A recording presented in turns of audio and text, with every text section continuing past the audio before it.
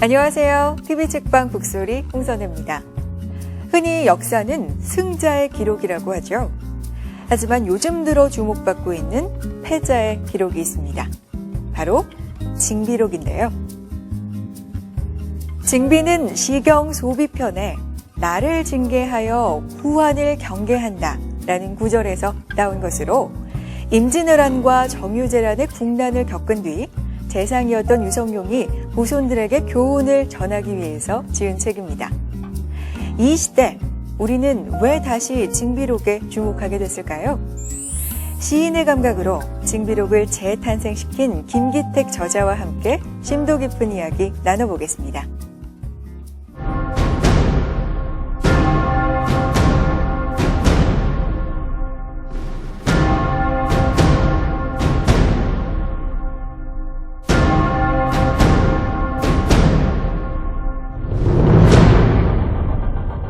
일종의 종군기자 역할도 했다고 볼 수 있겠죠. 네, 전 그런 점에서 의미가 큰 책인 것 같아요. 정치인들의 역할이 얼마나 중요한지 알게 해주는 책인 것 같아요. 어떻게 보면 임진왜란이라는 게 굉장히 부끄럽기도 하고 가슴 아픈 역사긴 하지만 그럴수록 저희가 더욱더 관심을 가져야 하지 않을까 그렇게 생각합니다.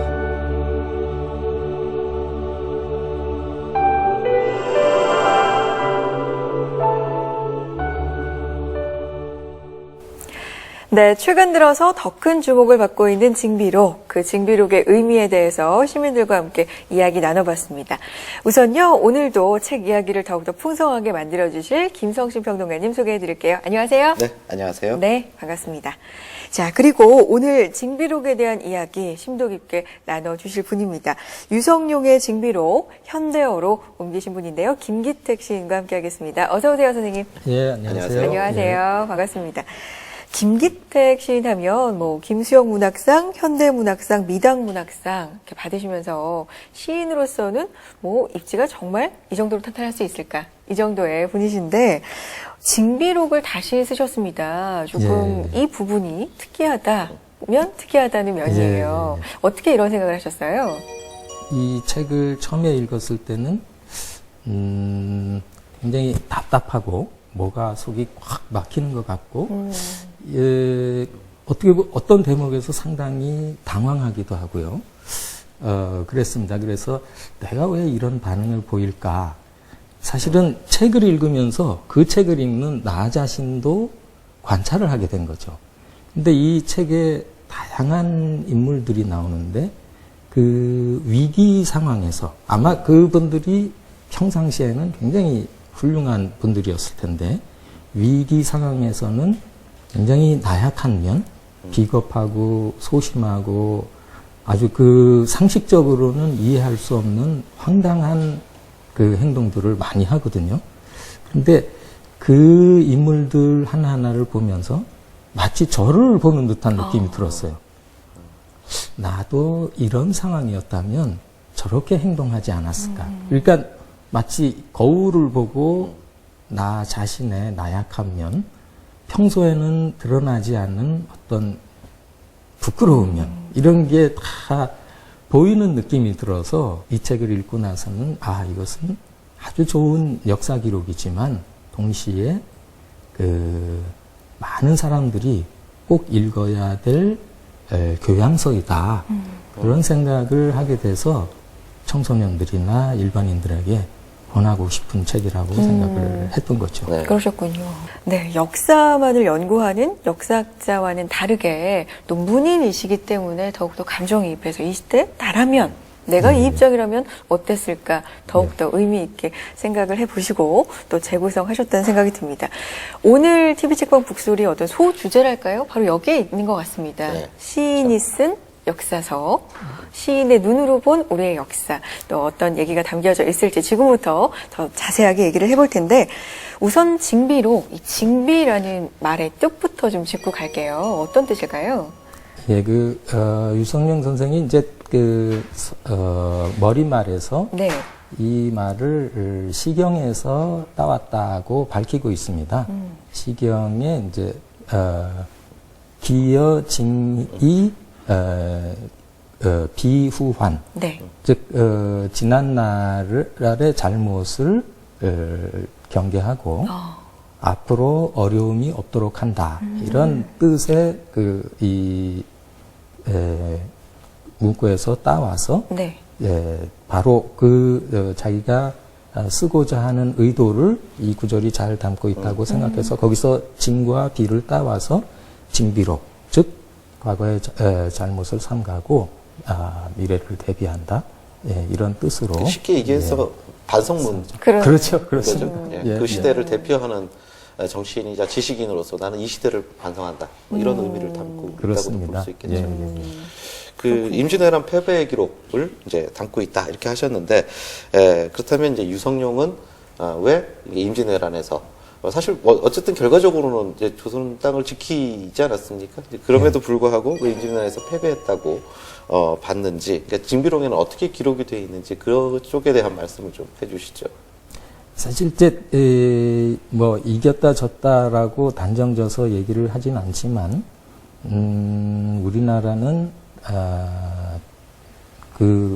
엄청난 피해, 역사가 바뀔 정도의 커다란 피해를 입은 것은 사실이고요. 또 그것을 우리 자력으로 막지 못하고 명나라의 힘을 빌어서 막았고 그 전후의 그 참상이라는 것은 이루 말할 수가 없었거든요. 근데 사실 일본은 30만 명을 그 임진왜란과 정유재란에 투입했다고 합니다. 그런데 무려 10만 명이나 죽고 철군을 했는데, 그렇다면 일본도 약탈한 문화재나 일부를 빼고는 그다지 이 전쟁에서 얻은 것이 없습니다. 그래서 학계에서는 이제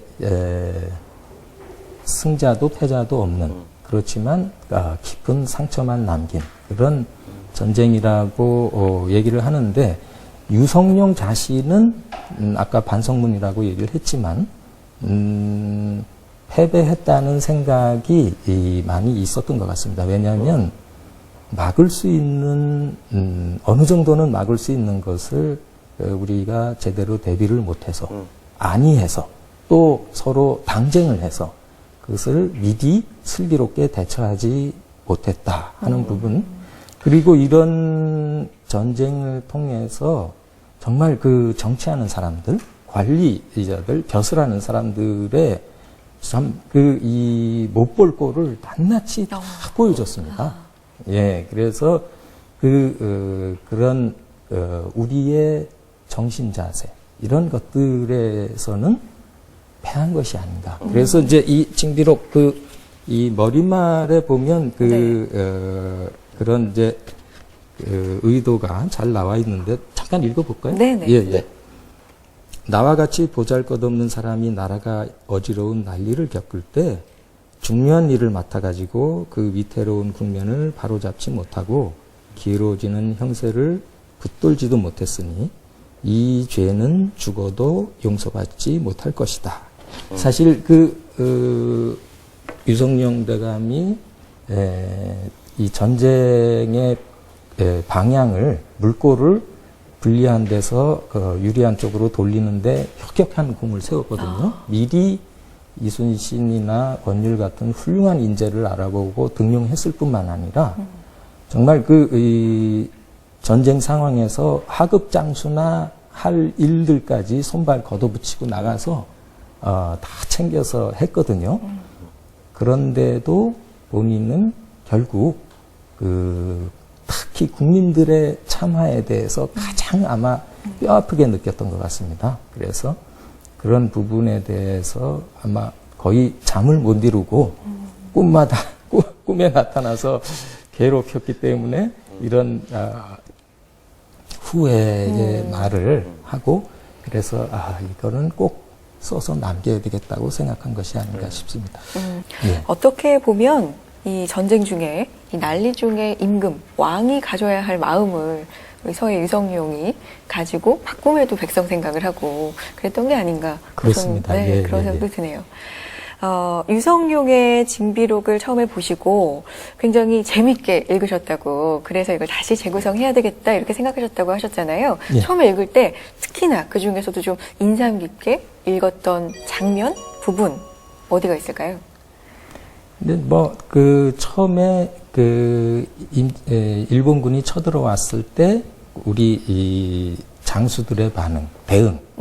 네, 대부분, 물론 이제 거기서 싸우다가 전사한 훌륭한 장수들도 있지만, 그보다 많은 장수들은, 일본군이 얼마나 센가, 그 조총이 얼마나 무서운가, 이것만 보고, 갖은 핑계를 대서 도망을 가고, 또 무기 뭐며 다 버리고, 예를 들면, 원균 장수 같은 경우는 이제 100여 척의 배와 무기를 모두 바다에 빠뜨리고 10,000명이나 되는 수군들을 다 해산시키고 그리고 도망을 갔거든요. 네. 그러니까 사실 그 일본은 과거 100년 동안 한 66개의 나라로 쪼개져서 그 치열한 내전을 겪습니다. 그래서 거의 모든 군인들이 전부 풍부한 전쟁 경험을 가지고 있어요. 실전 경험을 다 갖고 있어요. 예. 그러니까 실전을 통해서 정신적으로나 육체적으로나 전략적으로 단단히 무장이 돼 있을 뿐만 아니라 아주 교묘한 전략을 많이 구사합니다. 그런데 우리나라는 이 징비록에 의하면 200년 가까이 전쟁이 없었다고 해요. 그러니까 전쟁을 겪어보지 못한 사람이 새카맣게 일본군이 쳐들어왔다고 했을 때 얼마나 겁이 났을까. 그러게요. 그런 정황이 이해가 되지 않는 것은 아니죠. 그래서 그런 부분도 그렇고, 또 임금이 피란할 때, 네. 벌어지는 일들. 정말 그거는 영화를 보는 것 같습니다. 막 비가 오는데 발이 푹푹 빠져가면서 또 궁녀들은 낙오되기도 하고, 또 이제 임금 모셔가지고 파주에 왔을 때는 음식을 네. 준비를 했는데 임금이 먹기도 전에 호위하는 장수들이 다 먹어버려서 임금이 먹을 게 없어가지고 이분들이 무서워서 도망가기도 하고, 그리고 또 정말 기가 막힌 내용들이 많은데, 예를 들면 신각이라는 장수가 네. 이 임진왜란 중에 최초의 승리를 했습니다. 오.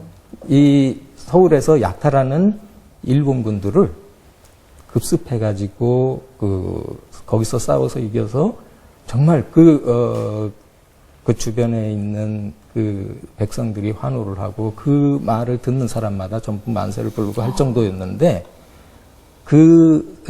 상관이 이제 김명원이라는 장수인데, 그분이 이제 자기 부대를 이탈했다고 임금께 보고를 해서 임금이 사형을 내립니다.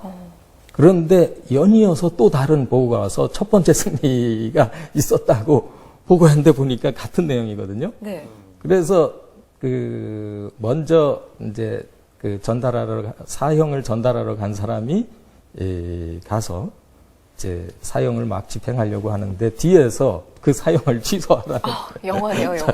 장수가 또 달려오거든요. 그런데 이미 두 번째 임금님의 명령을 전달했을 때는 이미 처형하고 난 후였습니다. 그래서 얼마나 이분이 훌륭한 장수였는데 이런 어처구니 없는 죽음을 당했는가를 또 이렇게 기술을 하고 있습니다. 그렇군요. 근데 그렇게 객관적으로 잘 쓰여진 그러한 역사적 사료이기도 하고, 그런데 이제 오늘날까지도 보면 임진왜란 하면 가장 먼저 떠오르는 인물은 이순신, 그리고 가장 먼저 떠오르는 기록은 그래서 이제 난중일기. 그렇죠. 근데 상대적으로 유성룡의 징비록은 대중들에게 그만큼의 어떤 인지도나 말하자면 자연현상이 네. 될 것까지는 안 되는 이제 이런 현상들이 있었는데, 그 이유가 뭐라고 생각하십니까? 나쁜 기억, 괴로운 기억, 옛날에 자신이 잘못한 부분, 부끄러운 부분, 이런 거 기억하기 싫거든요. 예. 그리고 그런 기억을 들추는 책은 읽기 싫습니다. 네. 그래서 저도 가끔 이제 그런 경험이 있어요. 옛날 그 친구들을 만나면 내 실수에 대해서 그 친구는 다 기억을 하고 있는데 저는 전혀 생각이 안 나거든요. 네. 그래서 이런 생각을 하게 됩니다. 이 우리의 정신이라는 것이 몸을 보호하기 위해서 나쁜 기억은 잊게 하고 좋은 기억만 이렇게 그 아름답게 이렇게 떠올리게 하는 것이 아닌가 그런 생각도 하는데 여하튼 이 책은 읽는 사람들을 불편하게 하는 책입니다. 그렇죠. 예. 근데 사실 우리 이 문학 작품도 정말 좋은 작품들은 독자들을 불편하게 하는 작품이 많거든요. 생각하게 만들어야 하는. 그렇죠. 예. 어떻게 보면 자기 자신을 고문하게 만드는 거죠.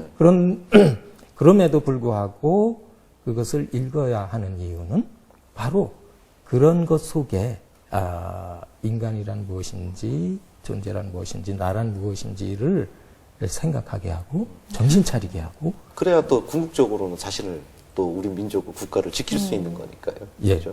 그래서 저는 그렇게 생각합니다. 이 책이 또는 유성룡이 인지도가 낮은 것은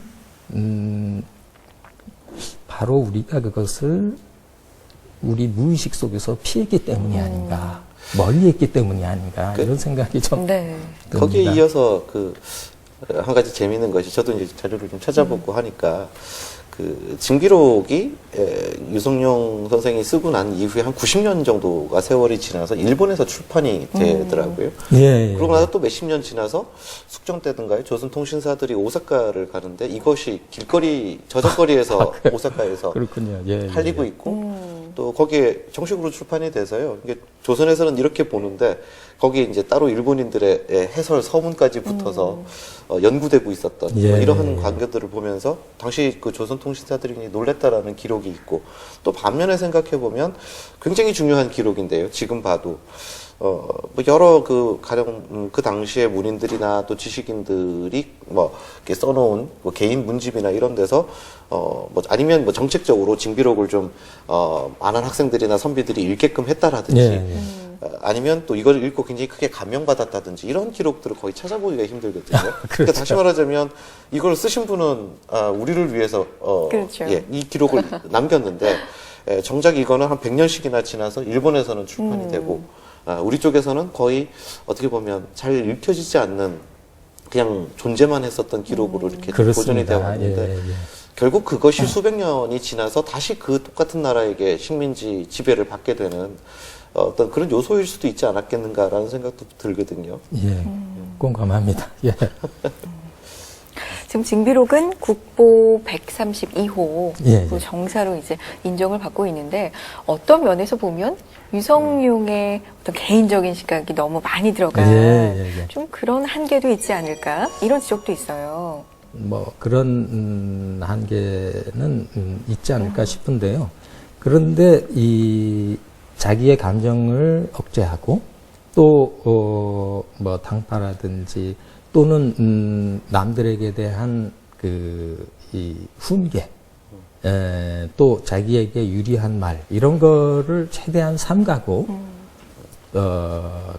객관적으로 중립적으로 기술하려는 노력 그것은 이제 보이거든요. 왜 불경에 보면 뭐 여시야문이라고 있지 않습니까? 이와 같이 나는 들었다. 네. 이 책을 읽으면 이와 같이 나는 보았다. 이와 같이 나는 들었다. 이렇게 이야기하는 것처럼 그렇게 객관적으로 썼을 뿐만 아니라 특히 전쟁의 참혹함, 그 백성들의 비참함, 그 현장감 이런 것들을 살리려고 애를 썼는데 그거를 감정적으로 썼기 때문이 아니라 있는 그대로 보여주었을 때 독자들이 체험을 하면서 스스로 질문을 하게 하려고 그렇게 쓰지 않았나 그런 생각이 듭니다. 우리 국가적인 어떤 보물로서도 굉장히 중요한 의미와 가치를 지니고 있는 징비록. 최근에 대하 드라마로도 제작이 되면서 우리 독자들, 시청자들의 관심을 또 많이 받고 있습니다. 독자 질문 들어보고요. 대담 계속 이어가겠습니다. 엄청 유명한 시인이신데 그리고 징비록 번역하시면서 혹시 류성룡에게 많은 공감을 하셨나요? 징비록이 주는 교훈에도 불구하고 임진왜란이나 한일합방, 6.25 그런 일들이 계속 터진 그 이유가 뭐라고 생각하십니까? 네, 독자 질문 들어봤습니다. 첫 번째 질문은요. 이건 어떤 직업적인 부분에 대해서 좀 의아해하시고 여쭤보신 것 같은데 시인으로서 정치인인 유성룡에게 다시 쓰시면서 얼마나 많이 공감을 하시면서 쓰셨는지 그 부분이 궁금하셨대요. 어떠셨어요? 근데 제가 시를 쓰는 방법과 유성룡이 이 징비록을 쓰는 방법에서 많은 좀 공통점을 느꼈는데요. 아, 그래요? 저는 이제 시를 쓸 때 내 생각보다는 객관적인 사실을 있는 그대로 관찰하고 그것을 어떻게 생동감 있게 드러낼 것인가. 그러니까 있는 것을 그대로 재현하는 것보다는 이것이 읽는 독자의 내면으로 들어가서 일으킬 내적 사건, 이것에 대해서 상당히 중시하거든요. 네. 그러니까 한편의 시는 독자의 내면에서 일어나는 사건이라야 된다. 한편의 시는 독자의 내면에서 어떤 운동을 하게 해야 한다. 감정의 운동, 정서의 운동, 기억의 운동, 정신 운동. 그런데 유성룡의 이 징비록도 그런 방법으로 쓰여졌다는 것이 많이 느껴져요. 그러니까 자기가 하고 싶은 말을 억제하고 그 현장감을 느끼게끔 본 것을, 들은 것을 아주 핵심만 집중적으로 이렇게 이야기하는 방법에서 닮았기 때문에 아마 이 책을 읽고 나서 그게 제 인상에 오래 남지 않았나 이런 생각이 드네요. 아, 오히려 굉장히 비슷한 면을 느끼셨군요. 본인이 직접 말씀하시기는 좀 어려운 네. 어떤 이렇게 저만 말씀드릴 수 있는 어떤 점이 하나 있다라면 처음엔 이 책을 보면서 김기택 시인의 시를 사실 저는 개인적으로 과거에부터 좋아했고 네. 본 적이 있으니까 떠올리면 처음엔 잘 매칭이 안 되는 부분이 있었습니다. 굉장히 도시적인 감수성을 가지고 또 어떤 때는 굉장히 냉정하고 또 어떨 때는 또 좀 냉소적인 어떤 그러한 뉘앙스도 주는 그런 시편들을 그냥 현대적인 시들이었다는 생각이 드는데 그런 김기택 시인과 그 역사 속 그 유성룡과 말하자면 이것이 이제 머릿속에 떠오르지 않았는데 저는 책을 읽으면서 그 좀 숙제를 푸는 부분이 있습니다. 어울리는, 매칭되는 부분이. 왜냐하면 중심이 어디가 있느냐의 문제인 네. 거죠. 사실은 이 징비록을 읽는 우리에게 중심이 와 있게끔 그렇게 쓰셨겠구나라는 생각을 했고요. 그래서 그냥 그저 과거로 우리가 계속 올라가서 그냥 과거에 투영하고 거기서 뭐 옛날에 이랬구나 이러고서는 많은 역사가 아니라 그 역사를 지금 현재 살고 있는 우리한테로까지 끌고 내려오는 바로 그러한 기술, 저는 그런 면에 있어서 김기택 시인의 어떤 부분하고 김기택 시인이 쓴 징비록이라는 부분하고 저는 그 특징이 잘 맞는다라는 생각이 저는 오히려 들었는데요. 그렇군요. 그러니까 사실 역사가 과거의 일이기 때문에 그거를 그냥 자료로서만 읽으면 과거의 일이 됩니다. 그런데 이것을 여기서 공감을 하게 되면 바로 그 역사는 내 속에서 현재가 되는 것이죠. 네. 그럴 때 그 역사는 살아있는 역사가 되는 것이 아닐까. 네. 예, 그것이 정말 잘 구현된 책이라는 네. 생각을 저는 하고요. 이 마지막 독자 질문이 의미가 있는 것 같습니다. 굉장히 의미심장합니다. 제가 봤을 때. 이 징비록이 이렇게까지 준 교훈에도 불구하고, 우리나라의 그 이후에 이 한반도의 위기가 계속된 몇백 년 지나서 또 같은 나라에게 식민지가 돼서 36년이나 이제 고생을 하지 않았습니까? 어쨌든 안타까움에서 나온 질문 같은데 이 질문에 대해서는 어떻게 대답을 해주시고 싶으십니까? 예. 사실 이제 임진왜란, 정유재란이 일어나고 얼마 안 있어서 또 청에서 쳐들어와서 병자호란이 일어나고요. 그다음에 한일 합방이 있었고 또 6.25 전쟁이 있었고요. 사실 그런 전쟁은 이제 우리나라가 약소국인데다가 주변에 열강이 둘러싸여 있기 때문에 아마 일어날 수밖에는 없는 그런 비극일지도 모르죠. 근데 이제 제가 거기서 주목하고 싶은 것은 그런 일이 일어났을 때 우리 국민들이 특히 정치하는 사람들이나 힘을 가진 권력을 가진 분들이 어떻게 반응하는가 그런 부분인데 너무나 놀랍게도 비슷하다는 거죠. 6.25 전쟁 때도 이승만 대통령이 그대로 있으라고 하고 본인은 몰래 도망갔다든가 또 작년에 세월호 사건 일어났을 때도 이거는 하나의 사건이지만 학생들은 그대로 있어라 기다려라 하고 거기 선장이며 승무원들은 다 도망갔지 않습니까? 너무나 똑같이 닮아 있는 거예요. 그래서 아마 이런 부분들은 인간의 나약한 면, 어쩔 수 없는 본능적인 측면이 있다는 것을 유성룡이 인정하고 그 문제를 간파했기 때문에 이 문제는 아무리 얘기해도 고쳐질 수 없는 부분이기 때문에 특별히 이렇게 책에 써서 더 강조해서 얘기하고자 한 것이 아닌가 그런 생각이 듭니다. 역시 이런 생각을 가지고 네. 책을 이렇게 쓰셔서 그런지 책을 읽으면서도 그 현실의 정치인들하고 자꾸 대입해서 생각해보게 되더라고요. 제 나름대로 그게 누군지는 절대 말씀드릴 네. 수 없지만 어쨌든 그러면서 이분들이 중에서 과연 정말 어떤 국가의 위험한 위기가. 상황이 발휘가 됐을 때 가령 정말 국민들을 위해 줄 수 있는 사람들이 누구고 절대 그러지 않을 사람들이 누구고 이런 생각들을 하게 되더라고요. 정말 정신이 번쩍 든다라는 생각이 그러니까 이게 들었습니다. 이 임진왜란이라는 사건은 이 우리나라의 말하자면 하층민들이 볼 때는 정말 호랑이 같고 신 같고 대단했던 이 위정자들 또 벼슬아치들 이런 사람들이나 또는 국가 통치 체계가 얼마나 허술하고 무력한가 이거를 낱낱이 보여줬고 상대적으로요 그렇게 높은 사람들이 무시하고 깔봤던 일반 백성들의 힘이 얼마나 대단한가 의병 활동을 통해서 그렇죠. 다 보여줬잖아요. 네. 그래서 이게 사실은 문학적으로도 굉장히 중요한 사건인데요. 이게 하층민들이라든가 일반 백성들의 힘이 점점점 커지고 목소리가 점점 세지고 그것이 문학 작품에도 반영이 돼서 우리 문학사적으로는 이 중세에서 근대로 넘어가는데 결정적인 역할을 한 사건으로도 기록이 되거든요. 예. 처음에 이 작가님께서 우리는 불편한 사실을 좀 외면하고 싶어 한다. 그렇기 때문에 징비록에 그동안은 좀 관심을 덜 가졌던 게 아닐까 이런 말씀을 해주셨는데 그럼에도 불구하고 책을 읽으면 좀 불편한 면이 있음에도 불구하고 요즘에 굉장한 관심을 받고 있거든요.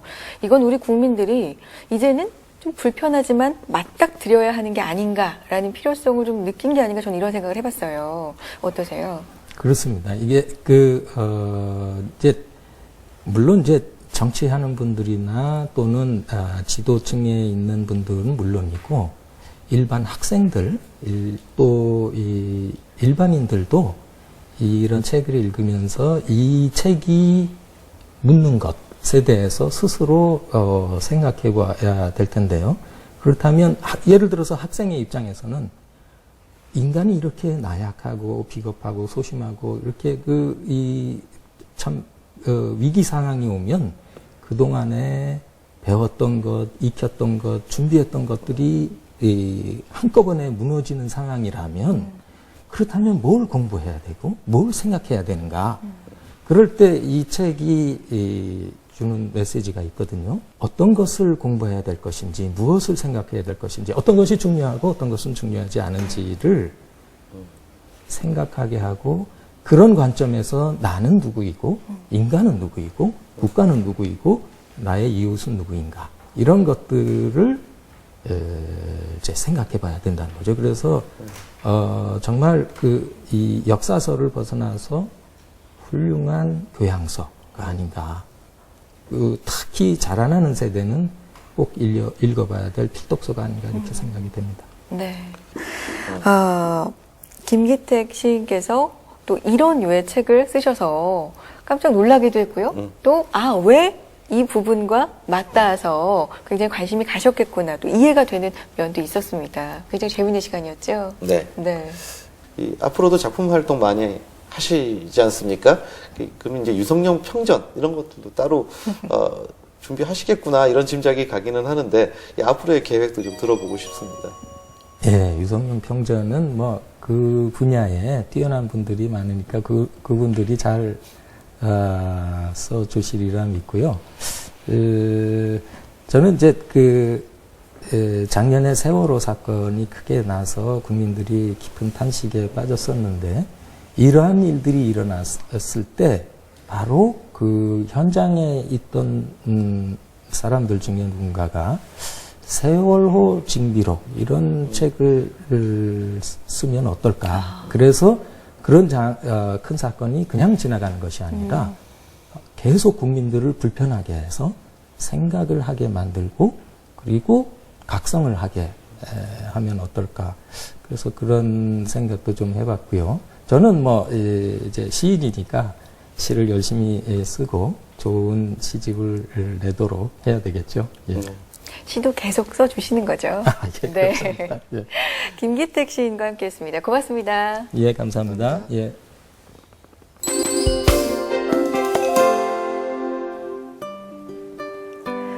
우리의 역사 속에는 참 많은 비극들이 있었는데요. 무조건 그 비극의 역사를 슬퍼하고 부끄러워하기보다는 한 단계 성숙할 수 있는 계기로 삼아야 하지 않을까요? 그것이 바로 지금 이 시대 우리가 징비록을 읽어야 하는 이유가 아닐까 싶습니다. TV 책방 북소리 다음 이 시간에도 좋은 책으로 인사드리겠습니다. 함께해 주신 여러분 고맙습니다.